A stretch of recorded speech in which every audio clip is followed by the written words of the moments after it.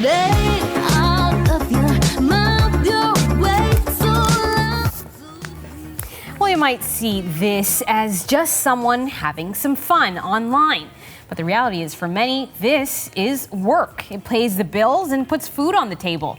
Now, some groups want to see these performers have the same protections that other artists get, including the chance to earn fair wages and qualify for health and pension benefits. An American labor union has recently signed an agreement that allows online content creators an opportunity to join that movement. And the move from the Screen Actors Guild backs up something that our next guest has been saying for a long time, that these creators are doing real work. Sarah Cunard runs a company representing influencers here in Canada, and she joins me from Toronto tonight. Hi, Sarah. Good to see you.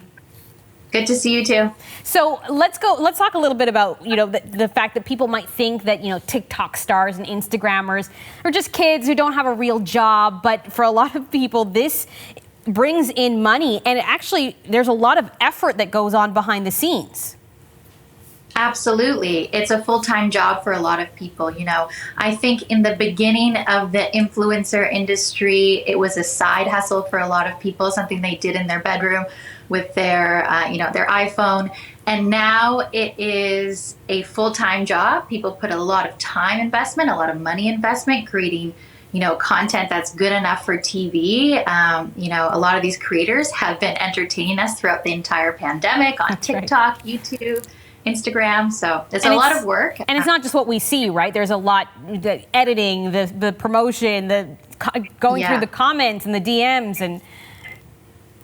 Yeah, there's a whole process. Like, it's a full 9 to 5. The admin work of just, working with us, their management, back and forth, negotiating their contracts with their brands, concepting out the ideas, pushing out daily content on multiple platforms, editing that content. It's definitely a full-time job. So you mentioned the fact that we're consuming a lot of this content during COVID-19, but how has the pandemic impacted creators?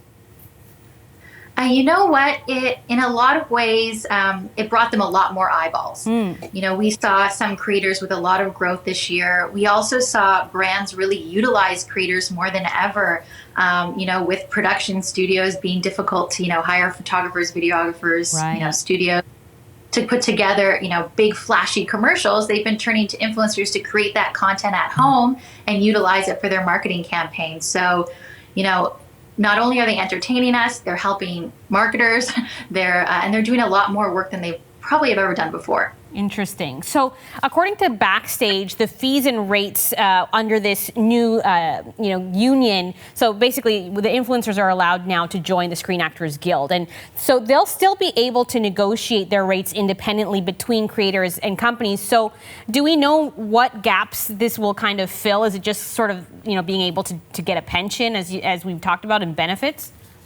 I believe that's what it is. I think, with the gig economy, there's so many things that people are missing out on that they would have with a traditional job, like those health benefits. I've seen a few creators joke about their dentist bills, because obviously they don't have access to that. So this would probably help in that case. I have creators that are making, $250,000 a year that still need a note from me when, applying for an apartment. So there are certain things that, being freelance is what they would kind of, categorize them as, when it's really a full-time job. So I think it's positive in that respect that they can be treated like, someone with a regular job, even though this is very new. So you manage talent, but not everyone who is an influencer hires someone like you to help them navigate that. So what are some of the challenges that influencers who aren't represented and don't have a union, what sort of challenges do they have to overcome when it comes to, say, negotiating a contract? Absolutely. Well, it's very easy to be manipulated by brands and being taken advantage of.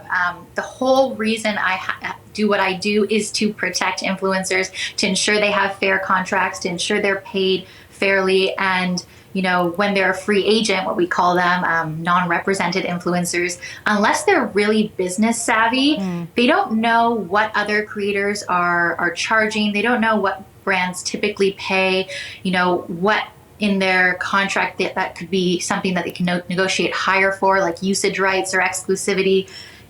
Without someone behind you helping you with that, or without that savviness, there are a lot of people being taken advantage of. So for me, any kind of standardization is a big plus. I'm not sure that's what this will do, but any kind of standardization in terms of rates, in terms of contracts, is a big plus and will protect a lot of people from being taken advantage of from these massive corporations. Right. Well, I was going to ask that. Are there any rules or guidelines, and do you welcome that? I mean, we don't know if this will create any sort of rate card or minimum payment standards, but are there any at the moment, and should there be? It's really agencies like ours and others that are setting those standards. So, us managers are kind of chatting and deciding, what are things that we need to ensure that they have in their contracts to protect them. But otherwise, it's been a wild, wild west for the last, 5 years or so. And we're always a little bit behind the US and Canada. So while they're doing this now, we might not see something like this in Canada for another few years.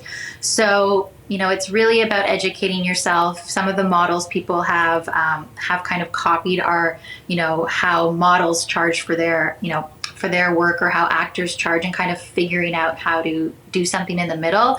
But otherwise, it's really like agencies like ours that have set a standard and everyone's kind of following suit. But if you're new to this, if you just grew on TikTok in the last month, you've never done a branded sponsorship before, you'd have no idea where to start or what's fair. So would you want to see like an ACTRA here in Canada allow influencers to join in? And I have to also wonder, is there any tension between like quote unquote real actors and influencers who may be going for some of the gigs that they would otherwise get that would be a union gig? Yeah, I think there might be. I know, early on in the industry, modeling agencies weren't too pleased with us because we were taking, some business from them. But we represent a few actors who are influencers and also actors.